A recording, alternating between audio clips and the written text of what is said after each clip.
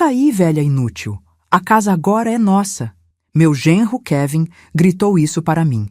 A porta do carro bateu com força, um som seco no ar parado. Minha filha, Emma, sentada no banco do passageiro, não olhou para trás nem uma vez. Fiquei parada no chão de concreto do posto de gasolina empoeirado, o sol batendo forte em meu rosto.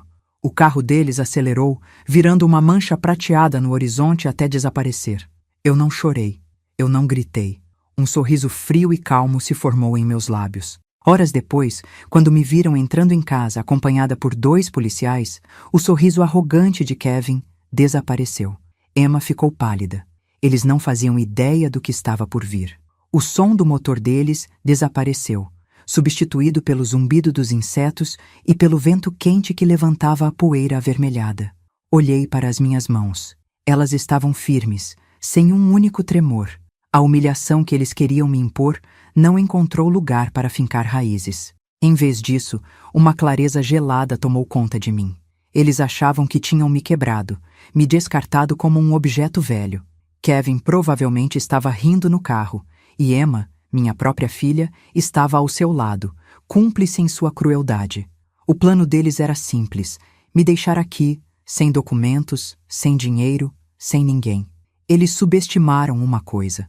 Subestimaram 40 anos de paciência, de costurar padrões complexos, de saber que cada ponto, por menor que seja, faz parte de um desenho muito maior. Eu não era uma vítima. Eu era o começo do fim deles. Caminhei lentamente até a pequena loja de conveniência do posto. O ar-condicionado lá dentro foi um alívio para a minha pele, mas não para o gelo que se formava em meu peito. Um jovem entediado mascava chiclete atrás do balcão, mal erguendo os olhos. O cheiro de café requentado e desinfetante pairava no ar. Me diga de qual cidade você está ouvindo. Se quiser ouvir mais histórias como a minha, se inscreva. Naquele momento, eu só precisava de uma coisa: um telefone. Eles haviam levado minha bolsa, meu celular, minha identidade, mas não levaram minha memória. Eles não sabiam dos números que eu guardava na cabeça, das proteções que meu falecido marido, Chris, havia insistido em criar anos atrás. Eles pensavam que a batalha era pela casa, pela escritura que roubaram da minha gaveta. Eles estavam jogando um jogo pequeno. O meu era muito maior. Com licença, minha voz saiu firme, sem qualquer vestígio de pânico. Preciso usar o telefone. É uma emergência. O rapaz apontou para um telefone público amarelado no canto. Coloquei as poucas moedas que tinha no bolso e disquei um número de memória. O telefone chamou 3 vezes antes que uma voz familiar atendesse. Era o gerente do meu banco. Expliquei a situação de forma concisa, sem emoção. Pedi que verificasse a atividade recente na minha conta. Houve uma pausa, o som de teclas sendo digitadas do outro lado da linha. Então, a voz dele voltou, agora com um tom de urgência. Senhora Taylor, houve 3 grandes transferências online da sua conta de poupança nos últimos 90 minutos. Minha respiração permaneceu estável. Congele tudo, eu disse. Absolutamente tudo. E envie os registros para o novo endereço de e-mail que vou lhe passar. Eles tinham acabado de me dar minha primeira prova. Enquanto eu esperava a ajuda que sabia que viria, minha mente não se concentrava no calor ou na minha solidão. Ela viajava para trás. Para entender a profundidade da traição deles, você precisa entender o que eu construí, o que eu dei. Aquele posto de gasolina não era o começo da minha história. Era o clímax de um longo e doloroso ato de abandono que eles vinham orquestrando há meses. Cada visita cancelada, cada conversa fria sobre dinheiro, cada mentira sutil que me fez duvidar da minha própria mente. Eles não me empurraram para fora de um carro hoje. Eles vinham me empurrando para fora de suas vidas, pedaço por pedaço, por um ano inteiro. E eu, como a costureira que sou, observei cada fio solto, cada costura torta, e esperei o momento certo para puxar a linha e desfazer tudo. Eu não venho de dinheiro ou de nome. Nasci em uma cidade pequena, onde o cheiro da terra molhada depois da chuva era o perfume mais comum e a dignidade era a moeda mais valiosa. Meus pais eram pessoas simples, de mãos calejadas e corações honestos. Meu pai trabalhava na serraria, minha mãe cuidava da casa e de uma pequena horta que alimentava a nós e aos vizinhos. Eles me ensinaram que o valor de uma pessoa não estava no que ela possuía, mas no que ela construía com as próprias mãos. Minha mãe, enquanto me ensinava a costurar, sempre dizia: uma costura reta é a base de tudo, Taylor, na roupa e na vida. Essa lição ficou comigo, gravada em cada fibra do meu ser, mais forte do que qualquer contrato ou promessa vazia. A vida nunca foi fácil. Lembro-me de invernos em que remendávamos roupas em vez de comprar novas, e de verões em que o trabalho extra na colheita ajudava a pagar os livros da escola. Desde cedo, aprendi que o esforço não era uma opção, era uma necessidade. Essa ética de trabalho não me tornou amarga. Pelo contrário, me deu uma força silenciosa. A força de quem sabe que pode suportar o peso do mundo porque já carregou o seu próprio peso muitas vezes. Aprendi a ser paciente, a observar os detalhes e a entender que grandes resultados vêm de pequenos e consistentes atos. Eles, Emma e Kevin, viam essa simplicidade como fraqueza, como ingenuidade. Mal sabiam eles que as raízes mais fortes crescem no solo mais duro. Essa base sólida foi o que me permitiu enfrentar tudo o que veio depois. Quando eles me deixaram naquele posto de gasolina, acharam que estavam abandonando uma velhinha frágil. Mas não estavam. Estavam abandonando a filha do homem da serraria e da mulher da horta, a menina que aprendeu a transformar retalhos em colchas e dor em resiliência. Minha paciência, forjada ao longo de décadas debruçada sobre uma máquina de costura, não era passividade, era uma forma de observação, de esperar o momento exato para agir. Cada ponto, cada linha, cada corte no tecido da minha vida foi deliberado, e a traição deles foi apenas mais um padrão feio que eu agora sabia exatamente como desfazer. A transição para a minha vida profissional foi natural, quase inevitável. Por 40 anos fui costureira. Tive meu próprio ateliê, um pequeno espaço no centro da cidade com uma grande janela que deixava o sol da tarde entrar. O som constante da minha máquina de costura era a trilha sonora da minha vida. Eu não escolhi essa profissão pelo dinheiro, mas pela magia de criar, de pegar um pedaço de tecido sem forma e dar a ele um propósito, uma beleza, uma função. Era um trabalho que exigia precisão, visão e uma compreensão profunda de como as partes se encaixam para formar um todo coeso. Eu vesti noivas em seus dias mais felizes, ajustei os ternos de jovens para suas primeiras entrevistas de emprego e remendei as roupas de crianças que brincavam com muita vontade. Cada peça contava uma história. Meu ofício me ensinou mais do que apenas costurar. Ensinou-me a filosofia de medir 2 vezes, cortar uma vez. Eu aplicava isso a tudo. Antes de tomar uma decisão, eu a analisava de todos os ângulos. Observava as pessoas, não apenas o que elas diziam, mas como diziam, as pequenas hesitações, os olhares fugazes. Aprendi que, assim como um fio de má qualidade pode comprometer um vestido inteiro, uma pequena mentira pode desfazer a confiança de uma vida.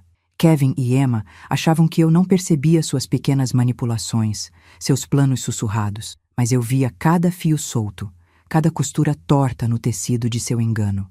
Eu estava apenas esperando o padrão completo se revelar antes de fazer meu corte. Meu trabalho me deu independência e respeito na comunidade, mas minha vida não era apenas o ateliê.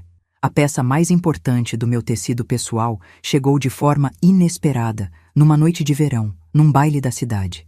Ele era alto, um pouco desajeitado e tinha o sorriso mais gentil que eu já tinha visto. Seu nome era Chris. Ele se aproximou de mim com 2 copos de limonada na mão, tropeçou nos próprios pés e derramou um deles bem no meu vestido. O líquido gelado foi um choque, mas a expressão de pânico em seu rosto foi o que me fez sorrir.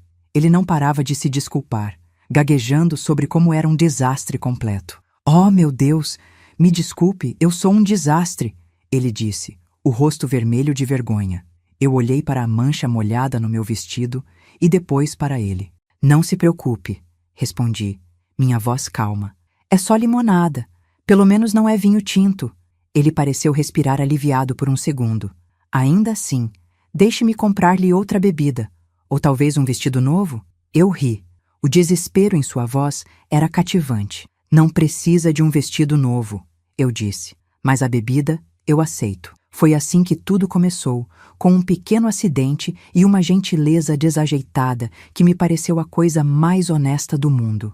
Nosso namoro foi como costurar uma peça delicada, ponto por ponto.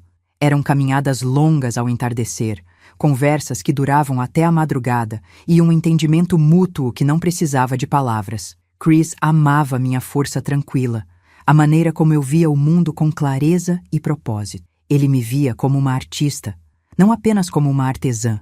E eu amava seu coração caloroso, sua risada fácil e a forma como ele me fazia sentir que eu era a única pessoa no mundo. Ele não tentava me mudar ou me consertar. Ele simplesmente admirava o tecido do qual eu era feita, com todas as minhas texturas e cores. Juntos, éramos mais fortes do que qualquer um de nós poderia ser sozinho. Quando ele me pediu em casamento, não foi com um grande gesto, mas com uma simplicidade que era a sua marca registrada. Estávamos sentados na varanda da minha casa, observando as estrelas. Ele pegou minha mão e disse: Taylor, eu não sei muito sobre padrões ou tecidos, mas sei que quero que o fio da minha vida seja costurado ao seu para sempre. Não houve hesitação. Dizer sim para ele foi a decisão mais fácil que já tomei. Chris não era apenas meu marido.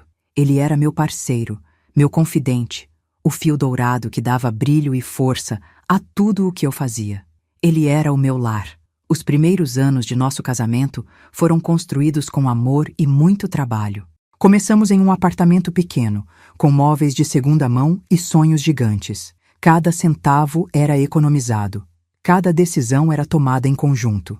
Compramos nossa casa, a mesma casa que Emma e Kevin agora achavam que lhes pertencia, com o suor de nossos rostos e a força de nossas mãos. Lembro-me de nós dois pintando as paredes, rindo quando a tinta respingava em nossos cabelos e plantando a primeira roseira no jardim da frente. Era mais do que tijolo e argamassa. Era o santuário que estávamos construindo para a nossa futura família, um lugar seguro contra as tempestades do mundo. Então, Emma nasceu. A casa, antes silenciosa, encheu-se com o som de seu choro e depois de suas risadas. Ela era o nosso mundo. Chris era um pai maravilhoso, paciente e brincalhão. Ele a ensinou a andar de bicicleta no mesmo quintal onde plantamos a roseira, e eu costurava seus vestidos de festa, cada um com um toque de amor em cada ponto. Nossa vida tomou forma, um belo mosaico de momentos felizes, desafios superados e um amor profundo que nos unia. Éramos uma família, éramos felizes, éramos completos, e essa felicidade parecia tão sólida, tão inquebrável quanto as fundações da nossa casa. Lembro-me vividamente do dia em que quitamos a hipoteca. Chris chegou em casa mais cedo, segurando um documento oficial nas mãos, a escritura. Seus olhos brilhavam de orgulho. Ele a ergueu no ar como um troféu e disse: "É nossa, Taylor. Completamente nossa. Ninguém nunca vai tirar isso de nós." Naquela noite, celebramos com um jantar simples, mas nos sentíamos as pessoas mais ricas do mundo. Aquela escritura não era apenas um papel, era o símbolo de 30 anos de sacrifício, de parceria e de um sonho realizado. Representava a segurança, um legado para nossa filha, a prova física de uma vida inteira construída juntos. Mal sabíamos que, um dia, seria o objeto da mais cruel das traições. 5 anos atrás, meu mundo desabou. Chris teve um ataque cardíaco fulminante. Foi rápido, sem aviso, sem despedidas. Numa manhã, ele estava rindo enquanto tomava seu café. Na manhã seguinte, a casa estava mergulhada em um silêncio ensurdecedor que sua ausência deixou para trás. A dor era uma coisa física, uma pressão constante no meu peito que tornava difícil respirar. Por meses, o zumbido da minha máquina de costura silenciou. O ateliê parecia vazio e as cores dos tecidos pareciam desbotadas. Perder Chris foi como ter a costura principal da minha vida arrancada violentamente, deixando tudo solto, frágil e prestes a se desfazer. Mas, mesmo na minha dor mais profunda, as palavras dele ecoavam em minha mente, um farol na escuridão. Chris era um homem inteligente, não apenas com o coração, mas com estratégia. Ele adorava xadrez e negociações. Ele costumava dizer, com um brilho nos olhos depois de uma jogada inteligente ou de fechar um bom negócio: "Deixe eles pensarem que estão ganhando, Taylor. A última jogada é a que importa." Essa frase se tornou meu mantra. Eu me agarrei a ela. Lentamente, voltei para o meu ateliê, para a minha rotina. Eu não iria me desfazer. Eu devia isso a ele. Devia a mim mesma. Eu continuaria costurando, planejando, vivendo e observando. Foi por isso que sacrifiquei tanto por Emma. Eu queria dar a ela a vida que nós lutamos para construir. Foram $80.000 para sua faculdade de administração, todas as minhas economias de uma vida, entregues com um coração orgulhoso. Depois, mais $35.000 para o casamento dos sonhos dela com Kevin, o que me obrigou a fazer uma segunda hipoteca na casa que Chris e eu tínhamos protegido com tanto afinco. Eu não hesitei. Vê-la feliz era tudo o que importava. Eu acreditava estar investindo em seu futuro, em sua felicidade, fortalecendo os alicerces de sua nova vida, assim como Chris e eu fizemos com a nossa. O sacrifício não parou por aí. Quando eles quiseram comprar a primeira casa, eu vendi o carro clássico de Chris, sua única extravagância, e as joias que herdei da minha mãe. Isso lhes deu $200.000 para a entrada. Doeu, mas eu fiz. E quando a startup de Kevin precisou de um investimento, eu resgatei $50.000 dos meus títulos de aposentadoria. Um total de $365.000. Uma vida inteira de economias e memórias, entregue livremente. E enquanto eu estava lá, no asfalto quente daquele posto de gasolina, o peso daquele número se assentou sobre mim. Não com arrependimento, mas com uma clareza cortante. Esta era a forma como eles me pagavam. E essa percepção não me quebrou. Ela me afiou. Depois da morte de Chris, a casa parecia grande e vazia demais. Emma e Kevin, com suas expressões de preocupação ensaiada, sugeriram que eu me mudasse para perto deles. Na verdade, eles insistiram que eu fosse morar com eles. Não queremos que você fique sozinha, mãe, dizia Emma, com os olhos cheios de uma sinceridade que eu, na minha dor, acreditei ser genuína. Parecia a decisão certa. Vendi meu ateliê, encaixotei 40 anos de memórias e me mudei para o quarto de hóspedes da casa que eu mesma ajudei a comprar. Naquele momento, parecia um ato de amor, uma família se unindo para cuidar de sua matriarca. Eu me senti grata, protegida, amada. Mal sabia eu que estava entrando voluntariamente na jaula que eles estavam construindo. Tudo pareceu bem no começo. Havia jantares em família todas as noites, risadas na sala de estar e a presença constante dos meus netos, que eu tanto amava. Kevin me tratava com um respeito formal, sempre me chamando de Senhora Taylor, com um sorriso que parecia preencher o rosto. Emma parecia mais relaxada, feliz por me ter por perto. Eu me sentia útil, ajudando com as crianças, cozinhando as refeições favoritas de Chris, tentando preencher o vazio com a rotina familiar. Eu acreditava que estava reconstruindo minha vida sobre uma nova fundação, uma onde eu não estaria sozinha. Eles pareciam genuinamente gratos pela minha presença e pela ajuda financeira que eu havia dado ao longo dos anos. A ilusão era confortável, quente como um cobertor em uma noite fria, mas, como uma costura mal feita que começa a se desfazer lentamente, os primeiros fios soltos apareceram, coisas pequenas, quase imperceptíveis. Um comentário de Kevin sobre como as finanças de idosos podem ser complicadas, dito de passagem durante o jantar.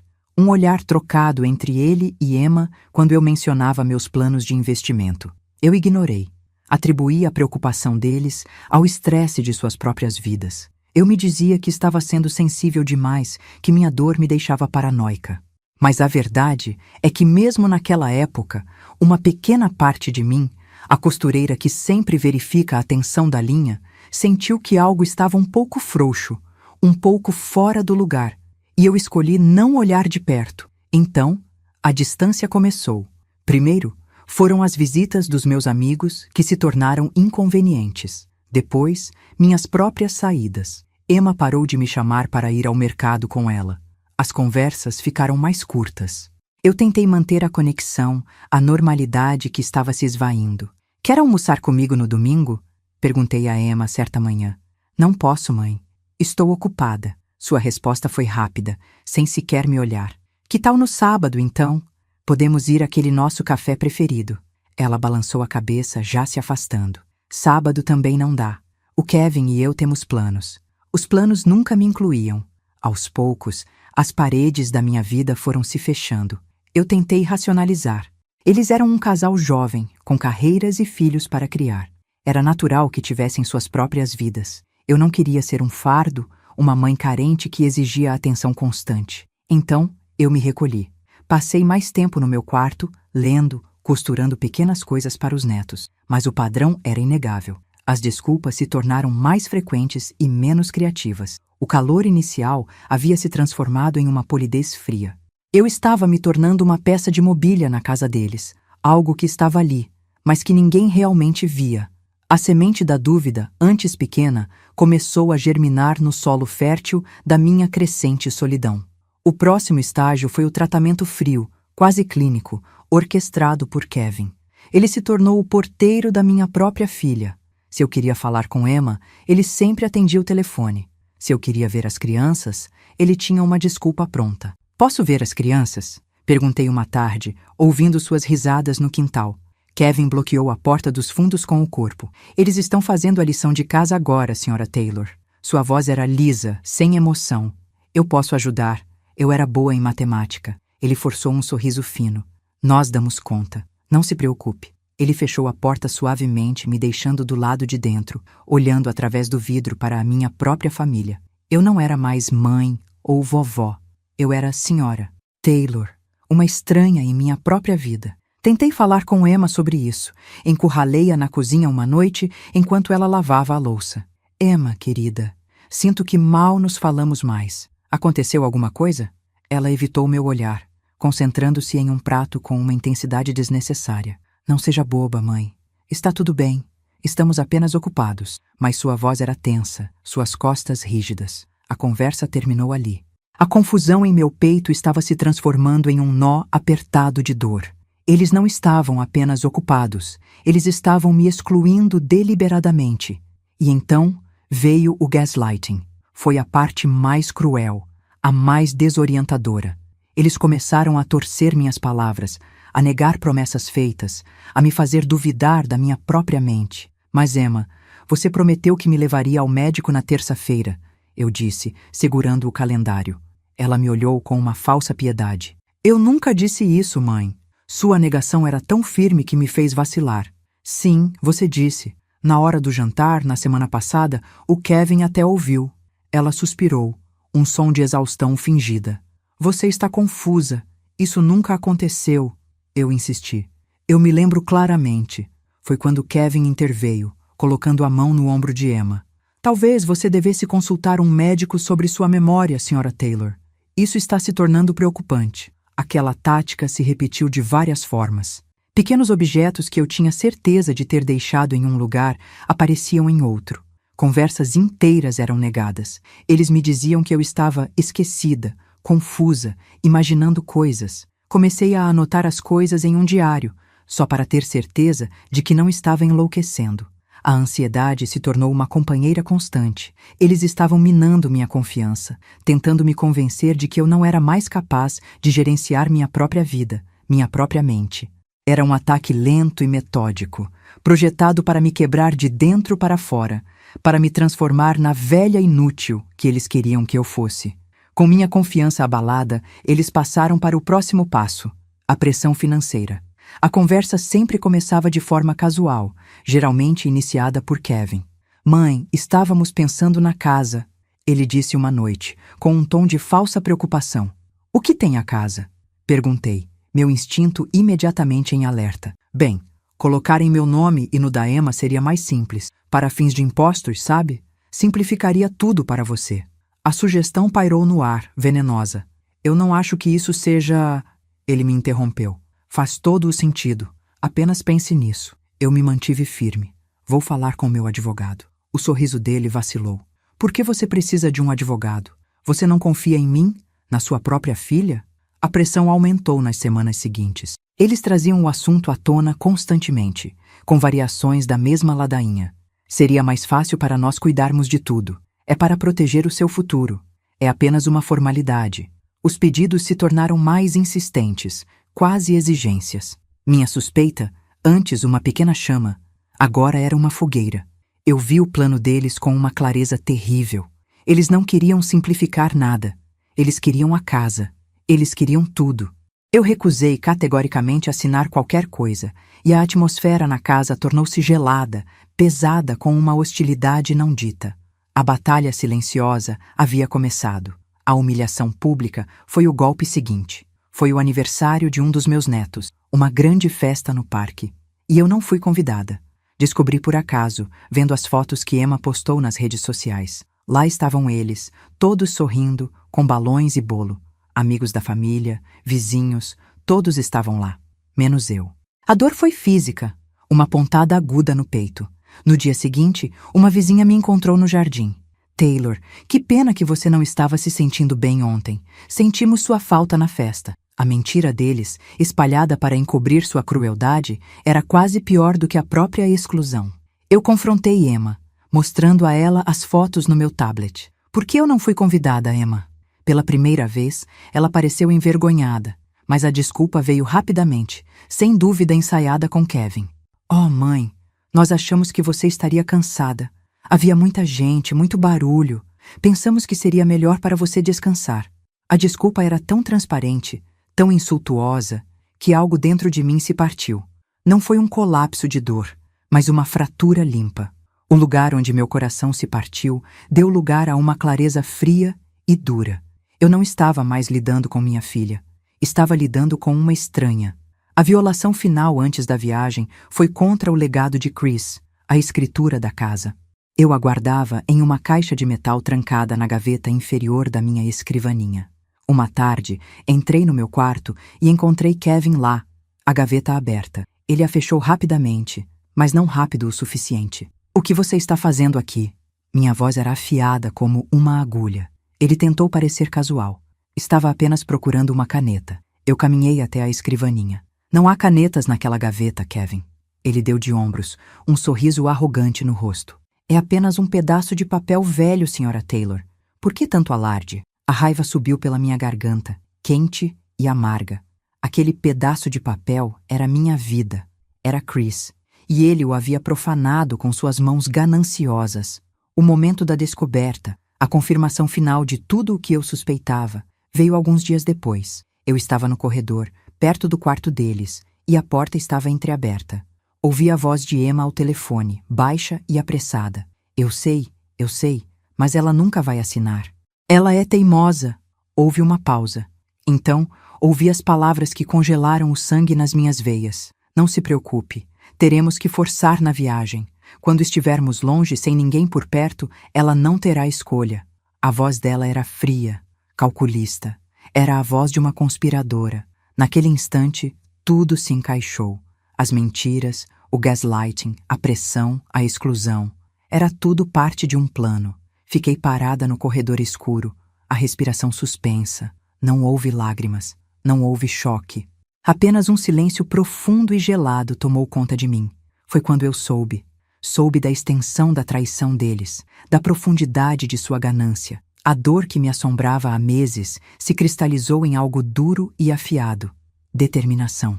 A costureira em mim viu o padrão completo, feio e distorcido. E a estrategista que Chris sempre encorajou soube exatamente qual fio puxar para que tudo se desfizesse. Eu não ia lutar contra eles. Eu ia deixá-los pensar que haviam vencido. 2 dias depois, eles vieram até mim com sorrisos falsos e uma proposta. Mãe, nós sentimos muito por termos estado tão distantes, disse Emma, sua voz pingando uma doçura artificial. Está tudo bem, respondi, minha voz deliberadamente fraca.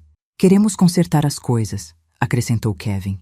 Por que não fazemos uma viagem relaxante de fim de semana, só nós 3, para nos reconectarmos? Ele colocou um maço de papéis na mesa.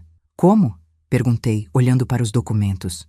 Primeiro, você poderia assinar estes papéis de rotina do seguro? Assim, não teremos que nos preocupar com isso na viagem. O cinismo deles era de tirar o fôlego. Eu olhei para os rostos ansiosos deles, para a ganância mal disfarçada em seus olhos e vi o fim do jogo deles, e o começo do meu. Eu sorri, um sorriso cansado e resignado que eles interpretaram como derrota. Claro, eu disse suavemente, vamos fazer a viagem.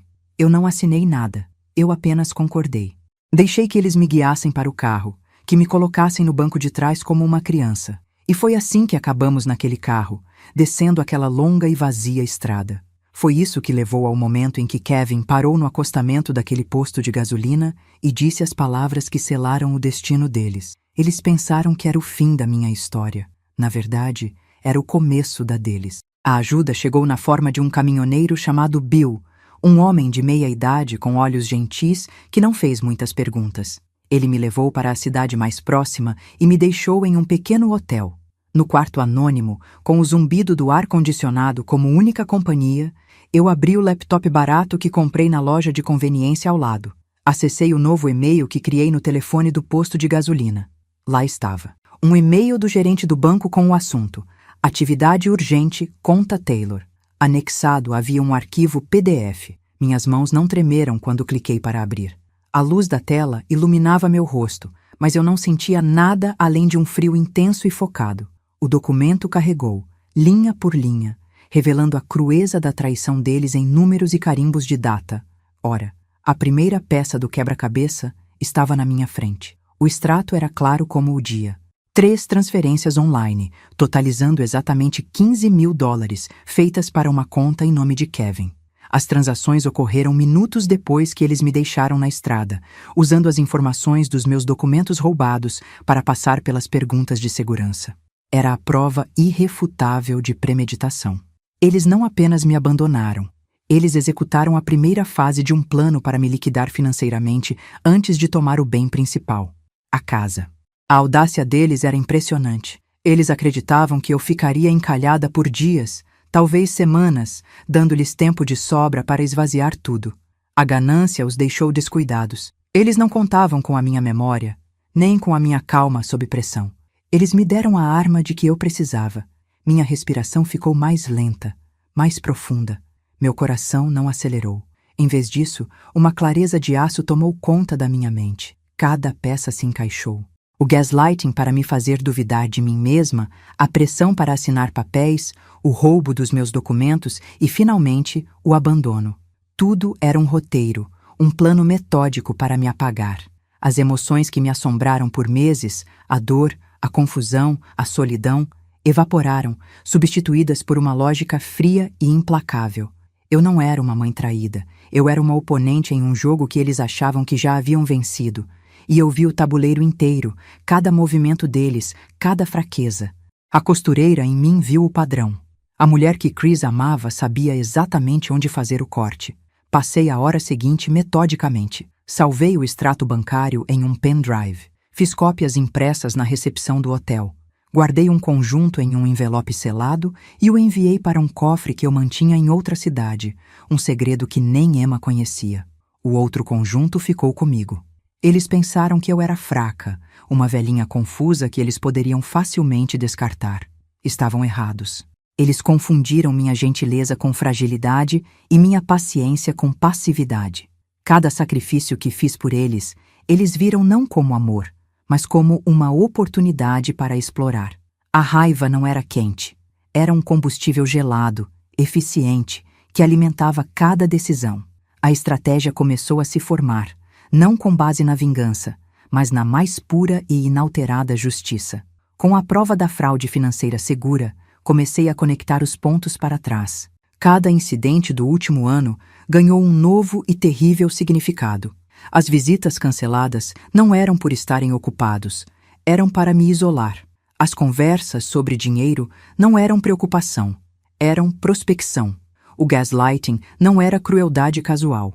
Era uma tática para minar minha credibilidade e me declarar incompetente. As fotos da viagem em família, das quais fui excluída, não eram um descuido.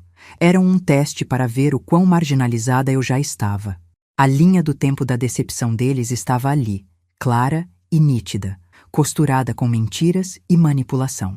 Eles não decidiram me trair na semana passada. Eles vinham planejando isso há meses, talvez até mais. O escopo total do plano deles me atingiu, não como uma onda de dor, mas como uma revelação matemática. Eles não estavam apenas tentando me enganar para conseguir a casa. Eles estavam tentando me apagar completamente. Levar meu dinheiro, minha casa, minha identidade e, finalmente, minha sanidade, me deixando sem nada, uma casca vazia em um sistema de assistência social qualquer. Era um plano para me aniquilar. A frieza com que minha própria filha executou isso era o que mais me assombrava. A menina para quem eu costurei vestidos de festa, A mulher cuja educação eu paguei com as economias de uma vida. Ela se tornou uma estranha, uma predadora. E eu percebi que não estava mais lidando com uma questão de família. Estava lidando com criminosos. Naquele quarto de hotel, uma decisão final se solidificou em meu coração. Eu não seria uma vítima. Eu não iria me esconder, chorar ou lamentar o que perdi. O luto pela filha que eu pensei ter era uma ferida para outro dia. Agora era hora de agir. A estratégia que se formava em minha mente era simples, elegante e totalmente alinhada com a filosofia de Chris. Eu os deixaria pensar que estavam ganhando. Deixaria que se aprofundassem em sua própria armadilha, acumulando mais e mais provas contra si mesmos a cada passo arrogante. Eu não iria confrontá-los. Eu iria observá-los, documentar tudo e esperar o momento perfeito para puxar o tapete de debaixo de seus pés. O jogo ainda não havia acabado. Na verdade, mal havia começado. Foi então que me lembrei. Não foi uma descoberta súbita, mas o acionamento de um conhecimento profundo e adormecido. Um plano de contingência que Chris e eu havíamos estabelecido anos atrás. Voltei ao cofre no dia seguinte. Dentro, junto com minhas joias e documentos importantes, havia um envelope de couro grosso com meu nome. Dentro dele estavam os papéis do fundo fiduciário. Chris, sempre o estrategista, insistiu nisso depois que seu próprio tio foi explorado financeiramente na velhice. Ele queria garantir que eu estivesse protegida, não apenas de estranhos, mas, como ele disse na época com um sorriso triste, de lobos, mesmo os que se dizem família. Eu nunca havia falado sobre isso com Emma. Era minha rede de segurança silenciosa. Os documentos eram inequívocos. A casa, nossa casa, estava legalmente protegida em um fundo fiduciário irrevogável. Eu era a única beneficiária e administradora vitalícia. Isso significava que a casa não poderia ser vendida, hipotecada ou transferida sem meu consentimento explícito e iniciativa legal. A escritura física que eles roubaram da minha gaveta era legalmente inútil para eles, um pedaço de papel. O roubo deles não era apenas imoral. Era um ato criminoso e fútil que agora servia como mais uma prova contra eles. Eles haviam cometido um crime grave na tentativa de roubar algo que nunca esteve ao alcance deles. A arrogância deles os cegou para a possibilidade de que eu pudesse ter minhas próprias proteções. O poder mudou de mãos naquele instante, não de forma barulhenta, mas com o clique silencioso de uma fechadura se encaixando no lugar. Eles não tinham ideia do que eu realmente possuía, não em termos de dinheiro, mas de segurança jurídica. Eles estavam operando em um tabuleiro de damas, enquanto eu via o jogo de xadrez. A voz de Chris ecoou em minha mente, clara como se ele estivesse ao meu lado. Deixe eles pensarem que estão ganhando. A última jogada é a que importa. Eu sorri. Pela primeira vez em muito tempo, foi um sorriso genuíno. Eu não precisava apenas pensar 3 jogadas à frente. Com essa vantagem, eu poderia pensar 5. Eles continuariam seu plano, sem saber que cada passo os levava para mais perto do checkmate. Com as provas em mãos e a vantagem legal confirmada, fiz a próxima ligação. Disquei o número do Sr. Davis, o advogado que Chris e eu contratamos para criar o fundo anos atrás. Ele era um homem sério, meticuloso. Sr. Davis, aqui é Taylor. Preciso da sua ajuda. Sua voz era calma do outro lado da linha. Claro, Sra. Taylor. Qual é a situação? Respirei fundo e resumi os eventos do último ano, terminando com o abandono e a fraude bancária.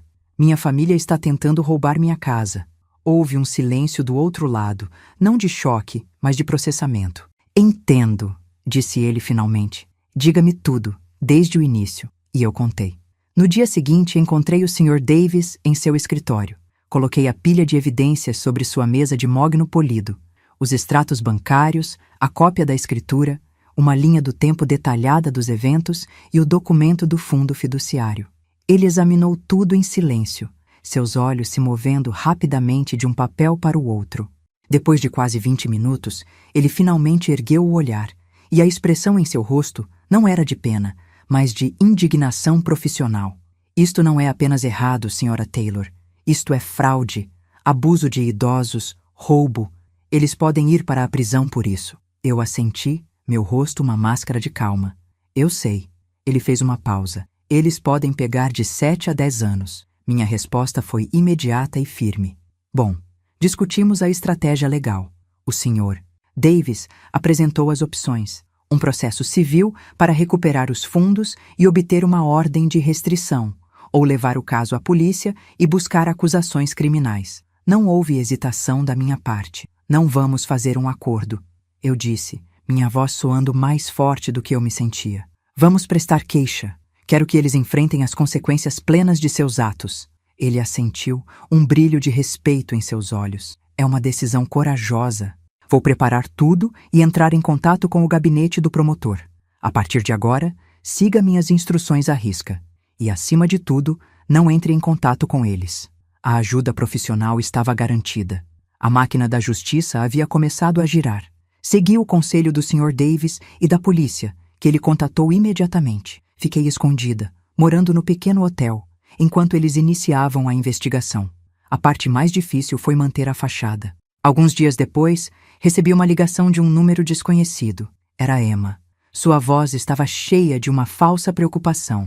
Mãe, onde você está? Estamos tão preocupados. Eu forcei um soluço na minha voz, fazendo-a soar fraca e confusa. Eu não sei. Um homem me ajudou. Estou em um hotel. Fique aí, mãe. Estamos indo te buscar. Ela disse, a avidez em sua voz mal disfarçada. Não, eu disse. Eu preciso de um tempo, para pensar. Desliguei antes que ela pudesse responder. Eles precisavam acreditar que eu estava quebrada, sozinha e com medo. A armadilha estava sendo montada, peça por peça. O Sr. Davis preparou toda a papelada legal. A polícia obteve mandados e começou a monitorar as atividades de Emma e Kevin. Eles gravaram a ligação dela para mim. Eles também registraram quando o casal disse a um vizinho, preocupado, que na verdade era um policial disfarçado, que eu tinha decidido fazer umas férias prolongadas e que eles estavam cuidando da casa na minha ausência. Uma semana depois, como esperado, eles se mudaram para a minha casa. Contrataram uma empresa de mudanças. Começaram a redecorar. Eles pensaram que tinham vencido. Eles estavam tão certos de sua vitória que planejaram até uma festa de inauguração para celebrar sua nova vida. Mal sabiam eles que estavam apenas arrumando o palco para a sua própria queda. Todas as preparações estavam completas. A polícia tinha um caso sólido: fraude, roubo, abuso de idosos e até sequestro, considerando como me levaram contra a minha vontade implícita para me abandonar. O promotor estava a bordo. A data da festa de inauguração deles estava marcada no meu calendário, não com um círculo, mas com um X. Lembrei-me das palavras de Chris sobre pensar 3 jogadas à frente. Eu estava pensando 5. Minha jogada final não era apenas recuperar minha casa ou meu dinheiro. Era garantir que a verdade fosse revelada de forma tão pública e inegável que eles nunca mais pudessem se esconder atrás de mentiras. Eu estava calma, estava pronta. A armadilha estava montada. Tudo o que eu precisava fazer era esperar que eles entrassem nela. E eles iriam. A noite da festa estava quente. O ar cheio do som de risadas e música flutuando pelas janelas abertas da minha casa. Eu parei do outro lado da rua, observando as silhuetas dançando contra a luz. Eu não sentia raiva, apenas uma calma fria, a calma de uma costureira prestes a dar o último ponto. Ao meu lado, o detetive Miller assentiu. 2 viaturas pararam silenciosamente atrás de nós, sem luzes, sem sirenes. Caminhamos pela calçada. Quando pisei na minha própria grama, a porta da frente se abriu e Kevin saiu com uma bebida na mão, o rosto corado de álcool e arrogância. Ele me viu primeiro. Seu sorriso congelou. "O que você está fazendo aqui?" Ele cuspiu. Atrás dele, Emma apareceu, seu rosto se contorcendo em uma máscara de choque. Ela viu os policiais atrás de mim. "O que está acontecendo?" Ela gaguejou, a música parecendo parar de repente. O mundo deles estava prestes a desmoronar. O detetive Miller deu um passo à frente, sua presença enchendo o silêncio repentino. Ele segurava um documento oficial. "Kevin Miller? Emma Miller?" Sua voz era calma, mas carregada de autoridade. Kevin apenas o encarou, mudo. O detetive continuou, seu olhar passando de Kevin para Emma. "Vocês estão presos sob a acusação de fraude, roubo e abuso de idosos." Ele fez uma pausa, deixando as palavras pairarem no ar. Então, Ele olhou para os papéis em sua mão e depois de volta para Kevin, um toque de ironia em sua voz. Segundo as provas, você disse, a casa agora é nossa, antes de cometer a fraude. A cor sumiu do rosto de Kevin. O copo escorregou de seus dedos e se estilhaçou no pórtico. Emma deu um passo para trás, tropeçando, as mãos tremendo incontrolavelmente. Vocês não podem fazer isso! Gritou Kevin, sua voz um fiapo de pânico. Na verdade, eu disse, minha voz clara e firme, eu posso. E eu fiz. As consequências foram rápidas e abrangentes, como uma costura que se desfaz de uma só vez. Legalmente, eles foram acusados e, sem defesa possível diante das provas esmagadoras, condenados a 7 anos de prisão cada um. Financeiramente, suas contas foram congeladas naquela mesma noite. O tribunal ordenou a restituição total dos $15.000 que eles roubaram, mais os custos legais. A casa permaneceu minha, protegida pelo fundo fiduciário que eles nunca souberam que existia. Socialmente, a ruína foi total. Seus amigos e vizinhos testemunharam as prisões. A história se espalhou como fogo, destruindo sua reputação para sempre. E, psicologicamente, eles quebraram. Emma caiu de joelhos no pórtico, soluçando histericamente. Kevin ficou parado, o rosto vazio, catatônico, finalmente compreendendo a profundidade de sua derrota. Eles perderam tudo, e eu não senti um pingo de pena. Meses depois, a poeira assentou. Eles estão cumprindo suas sentenças em prisões separadas. Ouvi dizer que se divorciaram, culpando um ao outro pela queda. Eu vendi a casa, deixando para trás as memórias ruins, e me mudei para um pequeno apartamento no centro, com uma grande janela que inunda a sala com a luz da manhã. É meu, pago com o dinheiro do fundo fiduciário que eles nunca souberam que eu tinha. Sobre a minha mesa de costura, em um suporte de acrílico, está a escritura oficial da casa. Ela não é mais um símbolo de luta ou traição.